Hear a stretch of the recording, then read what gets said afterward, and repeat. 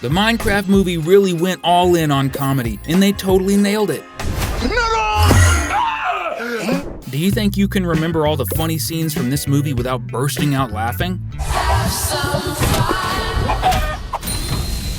Villagers in Minecraft are pretty cool since they don't attack anyone and love to trade stuff. However, nobody had ever fallen in love with a villager, at least not until the movie came out, which includes a side story about Vice Principal Marlene falling for a villager who ended up on Earth. As if that wasn't funny enough, in the movie's first post-credit scene, the villager reveals he's learned to speak just like a human with a super charming voice, while Marlene has figured out how to communicate in the villager's language. And on top of all that, they decide to get married! It's impossible not to choke on your popcorn laughing at this moment, and that's just one of the 21 funniest scenes from the Minecraft movie. So get into the vibe, it's time for another Cinewave. Garrett is, without a doubt, one of the most big-headed characters we've ever seen. He's always acting like a tough guy, but he's the one who got beat up the most in the movie. And one of his beatdowns was definitely one of the funniest moments because he got absolutely wrecked by a baby zombie riding a chicken. Honestly, it's kinda understandable though, since a baby zombie riding a chicken is one of the worst nightmares for any Minecraft player. At the start of the movie, Steve narrates what it's like to live in the overworld, and he goes through the same situations every player faces at the beginning of a Minecraft gameplay session. Even the part where you have to hide inside your house at night because the outside is crawling with monsters. It's already hilarious seeing Steve crying and scared out of his mind, but the best part is when he says night falls every 20 minutes. It's a nod to the game, but seeing it happen in the movie is just ridiculously funny. Crafting items in the movie works just like it does in the game, and we see that in the scene where Steve builds a sword. Garrett also tries to craft a sword with full confidence but ends up making 2 buckets instead, and still pretends like that's exactly what he meant to do. Neither Henry nor Steve buy it, but they go along with it to save him from even more embarrassment. The bucket joke doesn't even stop there. When the Piglins attack the village where the characters are hiding, Garrett tries to use the buckets like nunchucks to fight, but the only person he ends up knocking out is poor Steve. After that, he gets a massive beatdown from a Piglin, while Henry, Natalie, and Dawn manage to hold their own against the invaders. When Steve finally wakes up and asks what happened, Garrett actually has the nerve to say he saved him. Some people are just incorrigible, huh? Steve's real moment to shine comes at the climax of the movie, when he fights Malgosha in a totally unconventional way. He starts throwing a bunch of eggs at her, and just like in the game, a few chickens actually hatch from them. Malgosha wasn't expecting such a creative and hilarious attack, and honestly, neither were we. Malgosha is a seriously sneaky villain. After she's defeated, the sorceress tries to trick Steve into letting his guard down so she can stab him by surprise, but she fails miserably. Then, she pretends to surrender for real, just to try again, and fail once more.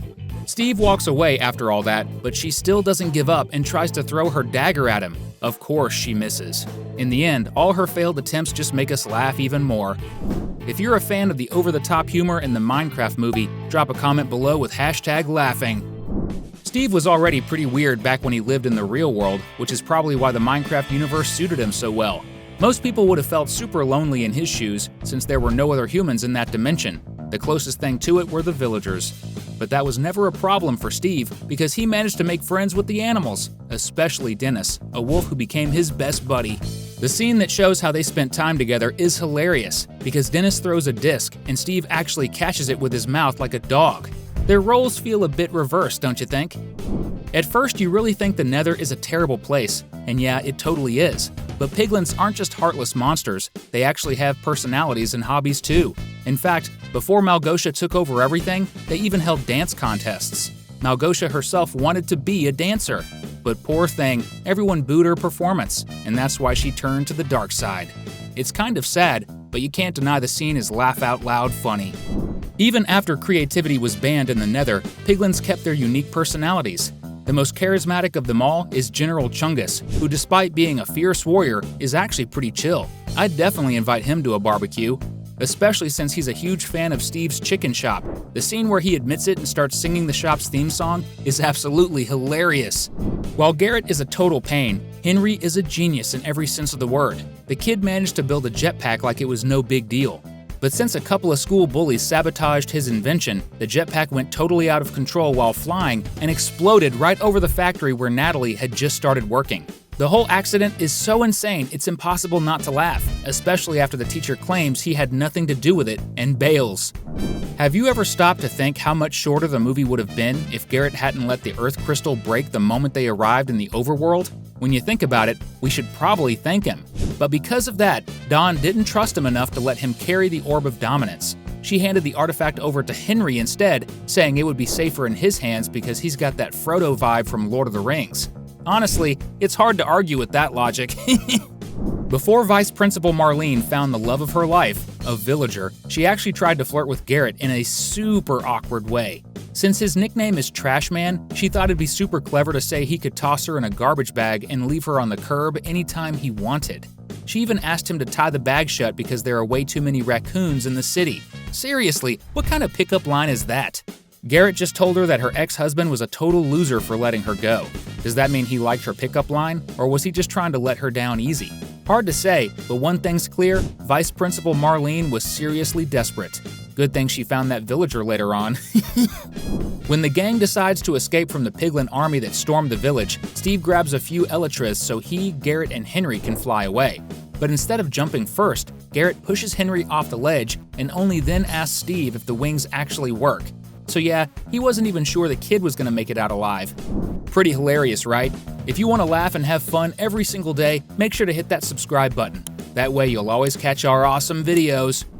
But Garrett isn't the only one messing things up in this story. In that same scene, Steve realizes he forgot to grab an elytra for himself. Because of that, he ends up having to ride on Garrett's back and use strands of his hair as steering handles. I guess Steve thought he turned into the rat from Ratatouille. And things only got worse right after that, when they had to hold onto each other tightly to squeeze through a tunnel and escape from a ghast. They had to try a bunch of different positions, and in the end they were forced to wrap their legs around each other just to make it out alive. While they were trying to escape through the air, Natalie and Dawn went for a sea escape. The problem was, a villager had already taken a boat and sailed off, which forced Natalie to try and build her own boat. And the key word here is try, because all she managed to do was toss a wooden block into the water. What a noob move, huh? In yet another one of his attempts to look super cool, Garrett decides to eat a drumstick that's basically on fire.